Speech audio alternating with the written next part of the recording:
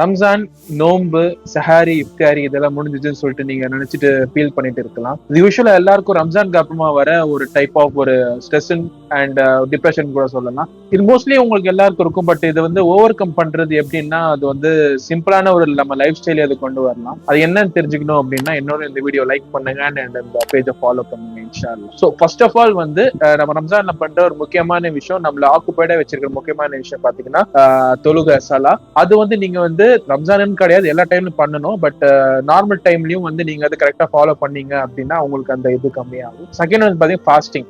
Fasting பாத்தீங்கன்னா நம்ம ரம்ஜான்ல மட்டும் தான் வைக்கணும்னு கிடையாது. நார்மலாவே பாத்தீங்கன்னா நம்ம வந்து யூஸ்வலா இந்த தேர்ஸ்டேஸ், மண்டேஸ் வந்து நம்ம ஃபாஸ்டிங் வைக்கலாம். அண்ட் முக்கியமான விஷயம், ரம்ஜானுக்கு அப்புறமா வர ஷவ்வால் மாசத்துல இருக்க ஏதாவது ஒரு 6 நாள் நீங்க நோன்பு வைக்கிறதுனால உங்களுக்கு ரம்ஜான் பிளஸ் ஷவால் நோன்பு சேர்ந்து ஒரு வருஷத்துக்கு நோன்பு கிட்ட ஆகும் இன்ஷா அல்லாஹ். அப்புறம் வந்து மூணாவது வந்து குரான் படிக்கிறது. குரான் படிக்கிறதும் பாத்தீங்கன்னா ரம்ஜான்ல மட்டும் இல்லாம ரெகுலரா வந்து குரான் பிளஸ் குரான் தர்ஜுமாவோட படிக்கிறதுனால உங்களுக்கு அந்த ஸ்ட்ரெஸ்ஸும் கம்மியாகலாம். ஸோ ரம்ஜான்ன்றது பாத்தீங்கன்னா ஒரு 30 டேஸ் வந்து ஒரு ட்ரையல் பீரியட் மாதிரி தான். நம்ம அடுத்த வந்து 11 மந்த்ஸ்க்கு எப்படி இருக்கணும்னு சொல்றதுக்காக நான் சொல்றது ஞாபகம் வச்சுக்கோங்க. அண்ட் போஸ்ட் ரம்ஜான் டிப்ரெஷன்ல இருக்கிற உங்க ஃப்ரெண்ட்ஸ் அண்ட் ஃபேமிலிக்கு யாராவது இருந்தாங்கன்னா இந்த வீடியோவை ஷேர் பண்ணுங்க இன்ஷா அல்லாஹ்.